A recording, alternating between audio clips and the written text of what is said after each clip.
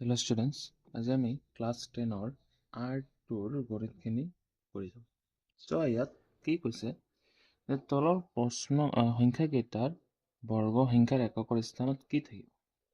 বৰ্গ সংখ্যাৰ এককৰ স্থানত কি থাকিব? এককৰ স্থান কৈছে আকৌ।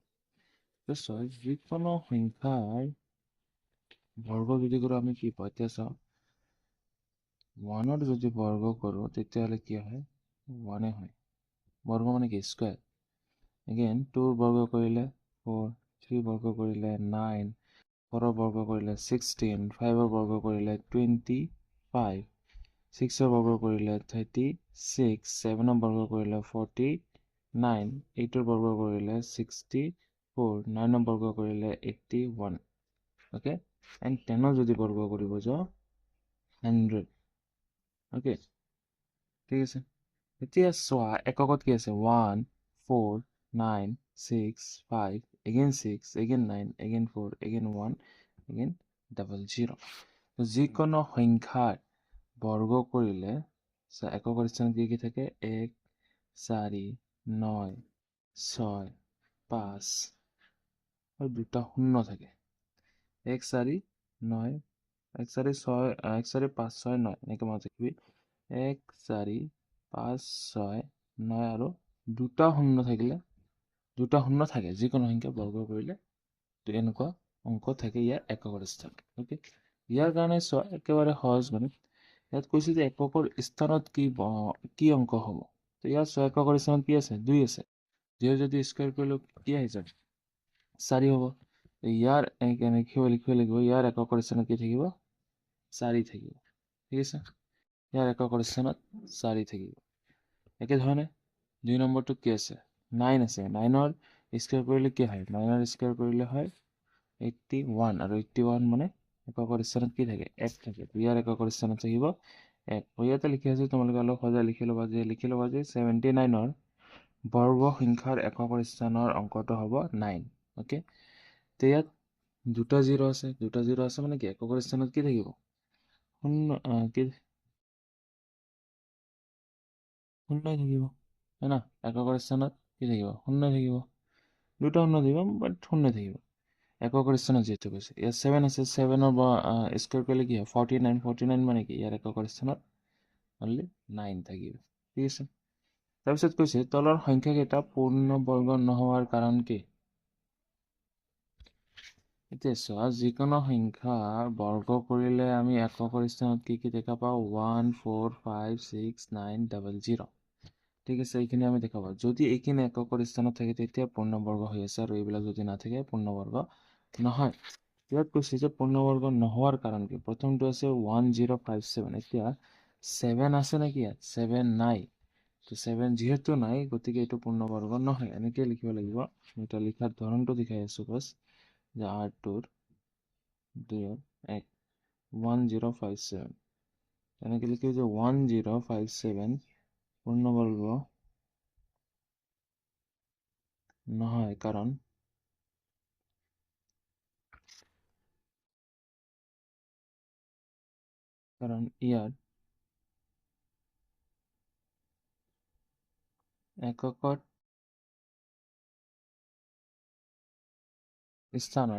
ইয়াৰ এককৰ স্থানৰ অংকটো 7। ওকে, আৰু এবাৰ চাই লওঁ যে 1057 পূৰ্ণবৰ্গ নহয় কাৰণ ইয়াৰ এককৰ স্থানৰ অংকটো 7।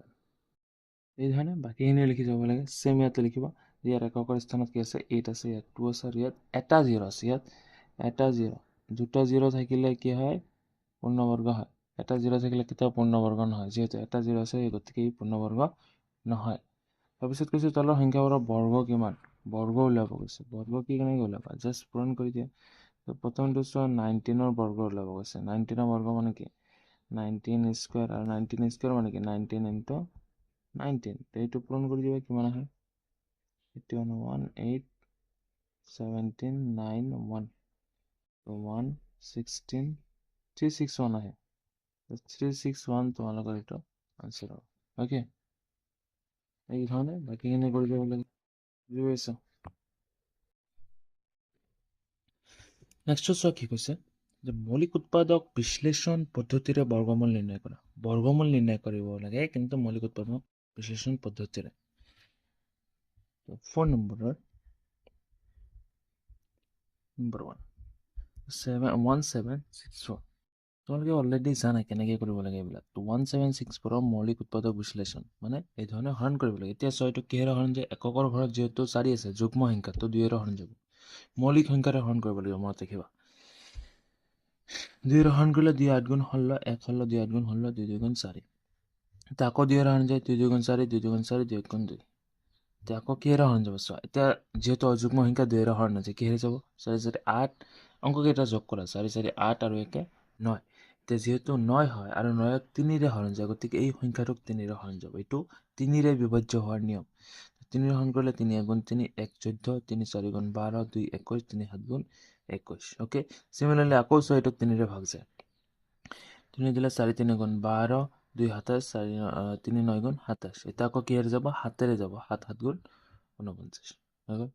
তেতিয়া আমি লিখিব পাৰোঁ যে 1764 equal to 2 into 2, 3 into 3 into 7 into 7।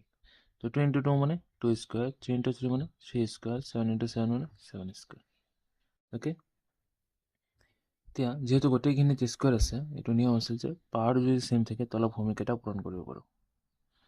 এইটো স্কুৱেৰ কৰিলে 3 2 6, 6 ইণ্টু 7 42 স্কুৱেৰ। তো 1764 কি হয়? 42 স্কুৱেৰ। 1764 বৰ্গমূল হ'ব 42। অ'কে, বুজি পাইছা? তো এই ধৰণে বাকীকেইটাও কৰিব লাগিছিল। গোটেইখিনি গণিত এইটো ধৰণে কৰিব লাগিব। 2 নম্বৰটো চোৱা, আৰু এটা কৰাই দি আছোঁ, বাকী দুটা নিজে কৰিবা। 1 2ৰে যায়, 2ৰে দিলে 4, 1 12, 2 4 12, 0 নাযায় তো 1 নাযায় 0, 1 হল 8। ঠিক আছে, আকৌ 2ৰে যায় 2 3 0 4, আকৌ 2ৰে যায় 1 1 5, আকৌ 2ৰে যায় 5 7 6, এগেইন 2ৰে যায় 2 8 8। এইটো গোটেই 2ৰে গৈ আছে চোৱা। তো যিমানলৈকে গৈ থাকে আমি কৰি থাকিম, এইটো আমাৰ কাৰণে আৰু সহজ, কাৰণ বেলেগ সংখ্যা আমাক নালাগে, হয় না?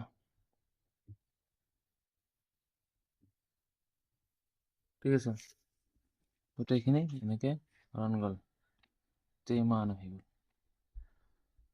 তো এটা আমি লিখিব 9216 ডাইৰেক্টলি লিখিম। অলপ চোৱা, দুটাকে ভাগ কৰা 2 স্কুৱেৰ লিখা।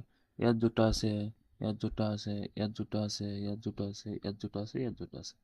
তো 2 square into 2 square into 2 square into 2 square into 2 square. চোৱা, 5টা 2 স্কুৱেৰ হৈ গ'ল।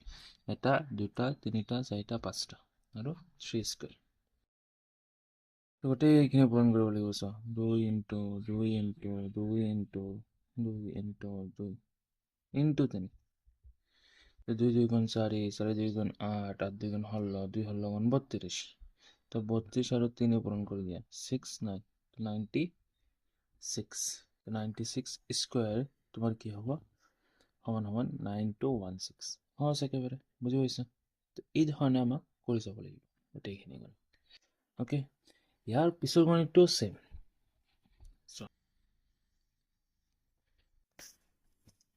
নেক্সট চোৱা কি কৈছে, তলৰ প্ৰতিটো সংখ্যাৰ বাবে আটাইতকৈ সৰু কি সংখ্যাৰে পূৰণ কৰিলে সংখ্যাটো পূৰ্ণবৰ্গ হ'ব।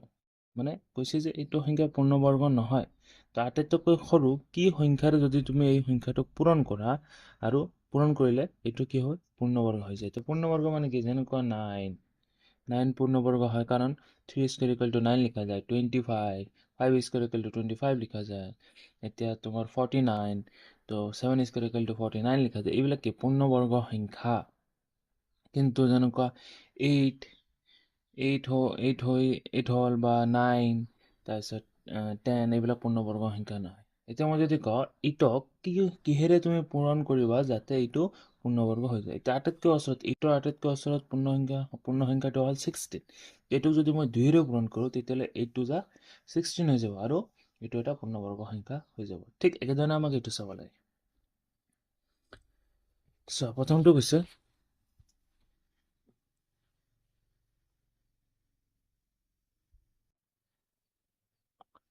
5 নম্বৰ 1 1 5 2 5 দুটা কৰি আছোঁ, বাকীখিনি নিজে কৰিব। এইটো প্ৰথমে মৌলিক উৎপাদক বিশ্লেষণ কৰিম আৰু চাম যে এইটো কি কি আছে, সংখ্যা আছে। তো এইটোক চোৱা, এককৰ ঘৰত 5 আছে, তো 5ৰে হৰণ যায়। 5ৰে দিলে 3, 2ক নাযায় 0, 25 5 5 গুণ 25, 5ৰে দিলে 6, 5 1 গুণ 5। এতিয়া চোৱা কিহেৰে যায়, এইটোক 61 আহি গ'ল। 61ক আৰু কিবাৰে যায় নেকি? 6 কে 7, 61ক আৰু বেলেগেৰে নাযায়, হয়নে নাই?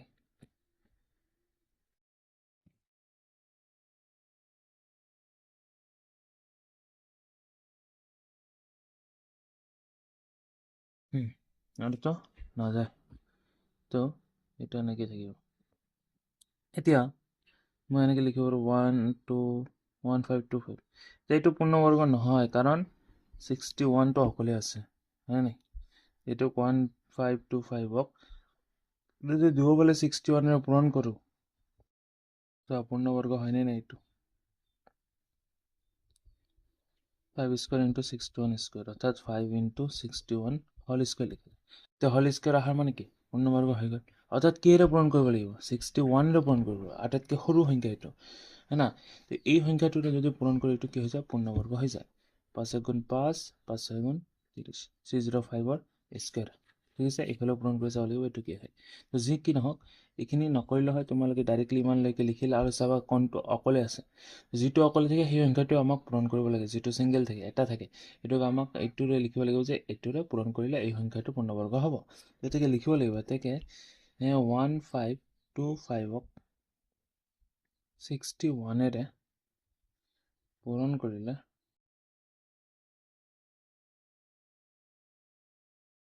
ই পূৰ্ণবৰ্গ হ'ব। ঠিক আছে, বুজি পাইছা? পিছাৰতে চাওঁ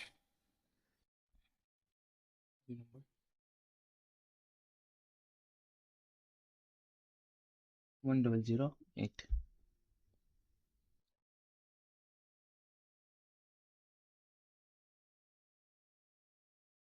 1008 2ৰে যায়, 2ৰে 10ক দিলে 5 বাৰ, 0ক যিহেতু নাযায় তো 0 আহি গ'ল। 2 4 গুণ 8, এইখিনি 2ৰে যায়, 2 2 গুণ 4, 1 0 5, তো 2 2 গুণ 4, এইখিনি 2ৰে যায়, 2 গুণ 2 2 গুণ 4, 2 6 গুণ 12, এইখিনি 2ৰে যায়, 2 6 গুণ 12, 2 3 গুণ 6, 63, যে 3ৰে যায়, 3 2 গুণ 6, 3 গুণ 3, আকৌ 3ৰে যায় 3, 7 গুণ 21।